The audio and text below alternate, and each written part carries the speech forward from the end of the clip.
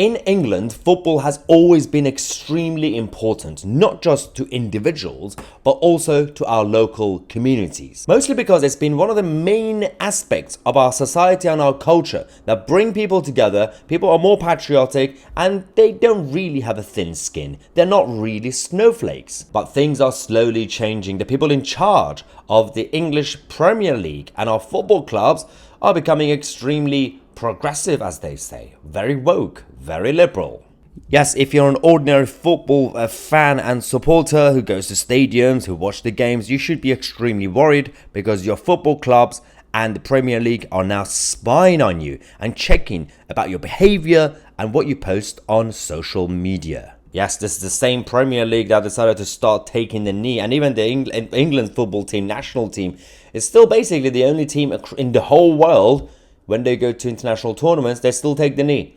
Even the Americans, even the Africans, even the Asians, they've given up. They're saying, what is going on? But now, of course, when it comes to the England national team, they still take the knee. But that's not the only problem. Look at this supporter of the Newcastle United. Newcastle United fan banned from going to games until 2026 over gender-critical posts after being investigated by the stadium Stasi. So essentially, they now check everything that you do offline and online, and if you say anything controversial, for example, a man is a man and a woman is a woman, you will be banned from going to stadiums. Now, we have a video from the Free Speech Union and Tousi Young, who've launched this new campaign, and they've taken on these cases. It's actually better for you for me to just show you the whole video and see what Tousi Young actually explains. I'm going to put the link in the description for the Free Speech Union, of course, and this case and the whole investigation into this absolutely scandalous situation across the country. Let's go. My name's Tousi Young. I'm the General Secretary of the Free Speech Union, a mass membership public interest body that stands up for the speech rights of its members and campaigns for free speech more widely. In the 4 years since I set up the company, I've come across some pretty appalling examples of private companies punishing their employees and their customers simply for exercising their lawful right to free speech. But the most egregious example I've come across so far involves the company in this building, right behind me in Paddington, the Premier League. If you think the Premier League isn't interested in the political views of football fans, think again. We've discovered there's a secret intelligence agency embedded in the Premier League whose job it is to spy on football fans, to monitor their social media accounts, to find out if they're engaging in wrongthink. And if they are, that agency passes on that information to Premier League clubs, and those fans can find themselves banned from the stadiums. This is the story of the Stadium Stasi. I'm standing outside St James's Park, the famous home of Newcastle United. You would think that Newcastle had more to worry about this season than policing the tweets of its fans, like getting into Europe, staying in the FA Cup, competing at the highest level in the Premier League. But apparently not. Unlikely as it may sound, this has become the battleground in the latest fight to defend our free speech. I came to meet Lindsay Smith, a 34-year-old woman who's followed Newcastle United all her life. Every week she looks forward to the game, and when Newcastle are playing at home, she often buys a ticket. But towards the end of last year, something happened to turn her world upside down. So when did you find out that Newcastle had placed you under investigation? It was the 1st of November. There was an email from the security complaints saying that I was under investigation for a hate crime, and for that reason they'd had to suspend my membership. And when did you find out exactly what this hate crime was that you'd supposedly committed? And eventually they gave in and said, sent me an email saying that I'd posted on social media things that could be seen as transphobic. So that was pretty much all I got, you know.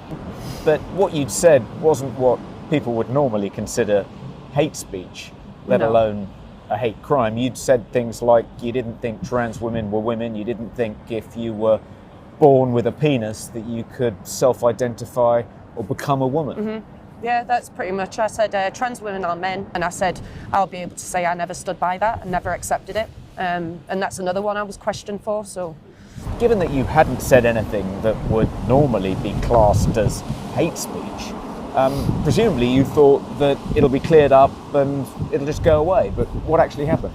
I was banned for the rest of this season and the next two. So just to be clear, because you expressed your gender-critical beliefs on Twitter, Newcastle has banned you for the rest of this season and for 2 more seasons. Yeah. And how do you feel about that? Devastated.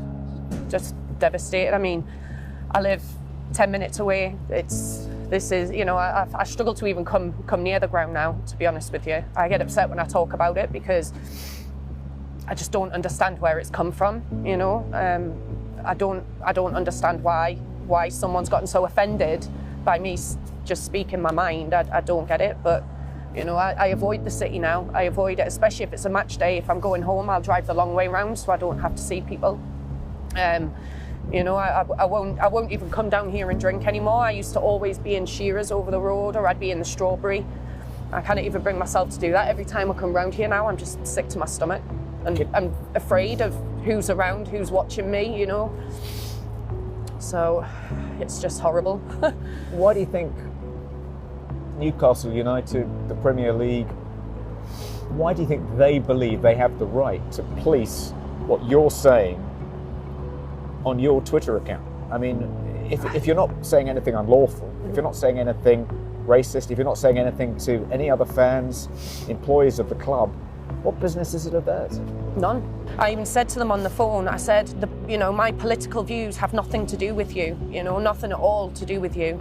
And they've just kind of laughed me off and gone ahead and done it anyway. So it doesn't matter what I've said to them because I've been ignored all the time. Like, everything I've said has just been ignored or batted away, or I've been made out to be like I'm lying. So. And one of the really shocking aspects of your case is that you got back a cache of documents, including quite a big file that had been compiled on you by some shadowy spy agency connected to the Premier League, which had an extraordinary amount of detail about your life in it. Just tell me about that and how you reacted to that. That just had me sick to my stomach. And to be fair, I didn't even see that immediately because when I originally got it back, it was the emails I was interested in. So it wasn't until a few days later I actually looked through the rest of it and I saw that Premier League report. And they basically referred to me as a target. They've tried to find my identity. They've tried to find where I live. They even went as far as to get screenshots off my Twitter. They searched in the search bar, I live, to find anywhere I've said where I live. Took images of me where I used to walk my dog behind my house, got Google images of the church there and the park that's there. I mean, it's horrible. Like saying I've got ties to Whitley Bay because I work down there. I just don't see what any of that has to do with any of it. And I don't know who's seeing that information, you know? Like, I only live down the road. It's really quite frightening because I don't know who's seen it now. I don't know who knows where I live or knows where I walk around, you know? Anyone could be waiting there. Anyone, and it is quite frightening. Like, I don't feel safe walking around where I live anymore because I don't know who's around, who's seen anything. It's horrible. Yeah.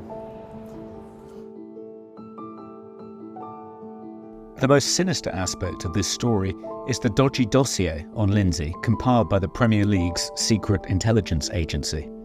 In effect, the activities of football fans, right down to where they walk their dogs, have been monitored by the stadium Stasi.